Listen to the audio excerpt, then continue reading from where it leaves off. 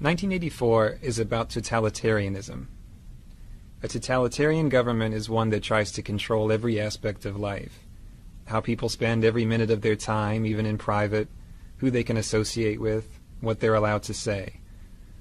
A totalitarian government even tries to control what people think and what they believe. George Orwell wrote 1984 in the late 1940s. What he knew about totalitarianism was based on the Soviet Union and Nazi Germany.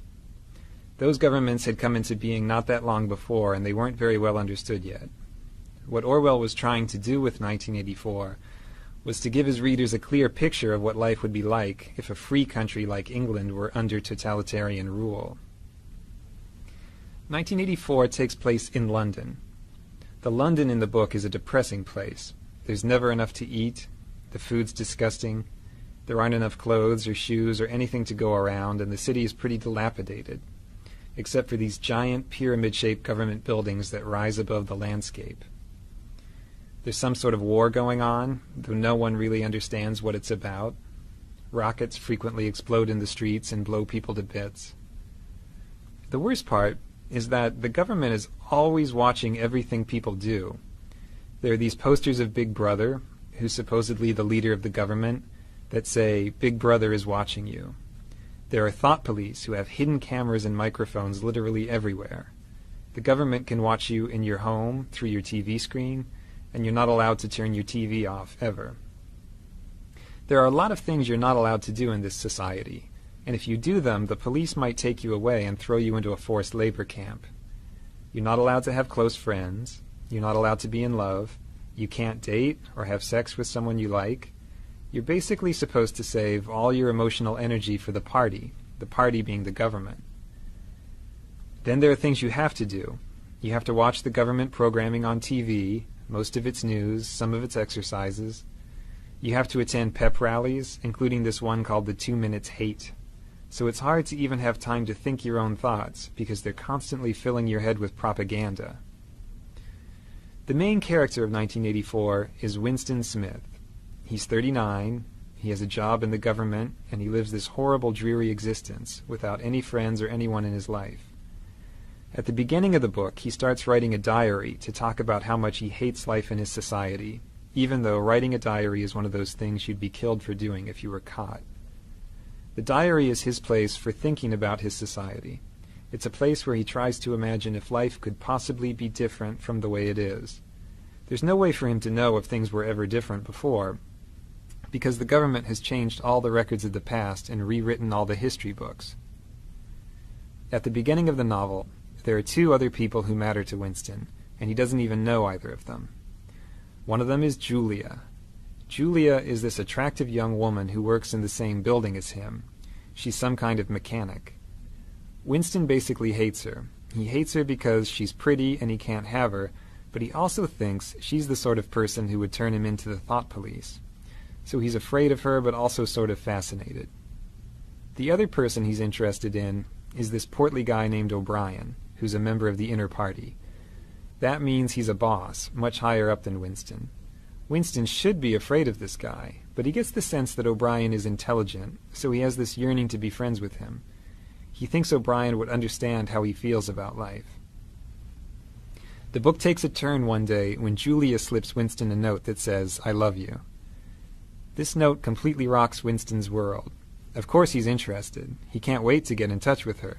But it's very hard for them to say 2 words to each other in private with all these spies and cameras everywhere. Finally, they do manage to get out to the country, and they start this mad love affair. The love affair makes them both very happy. It's dangerous because they could be killed or sent to labor camps if they get caught, but that makes it more exciting. At last, Winston has someone who understands him and who hates the party as much as he does. But Winston needs to go that extra step. He's rebelling against the party privately by having the secret affair. Now he wants to go to the next level and be an active rebel against the government. He gets his chance one day, when O'Brien invites him to his apartment to look at something work-related. Winston takes a leap of faith and guesses that O'Brien must be part of the rebellion, because no one invites people over to their home. It just isn't done. So he and Julia go to O'Brien's house and confess that they want to be rebels, and O'Brien says, "Yes, I'm a rebel too," and we all read this book that explains why things are the way they are. Winston reads the book, and he's blown away by it. Unfortunately, right after he reads it, the thought police bust in and arrest him and Julia and carry them off to the Ministry of Love to torture them. So we learned that O'Brien wasn't a rebel after all. He just wanted to catch Winston. In the Ministry of Love, they torture Winston in all sorts of horrible ways. They break his bones in his teeth, they use electric shock, they starve him, and on and on. He tells them everything he knows, he confesses to everything they ask him, and he tells them everything he knows about Julia. After torturing him over and over, O'Brien finally tells Winston what it is that the government really wants. What they want is to have total power over the minds of people like Winston. They want people like Winston to say 2 + 2 = 5 and really believe it, not just say it to avoid a beating. For the government, it's purely an exercise in power. They're not trying to control his mind for some other purpose. They just want to exercise total power over people's minds. They finally do break Winston completely, in this place called Room 101, where they do whatever it is you're most afraid of. They lock his face into a cage and threaten to let these rats eat their way through his face. He has a phobia of rats, so he loses it and says, "Do it to Julia, not me," which is a complete betrayal of what's most important to him. The government has taken his last shred of integrity. After he does that, they let him and Julia go. The thought police don't care about them anymore. The two of them meet on the outside, but they can't love each other anymore. Winston and Julia are basically broken people after they get out. Winston has changed to the point that he doesn't even want to think about anything that might be rebellious. He just sits in a cafe listening to the news and smiling. The last words of the novel are, "He loved Big Brother." So, one of the points the book makes is that a human being can be broken down completely until he'll believe whatever you tell him, even if it's that 2 + 2 = 5.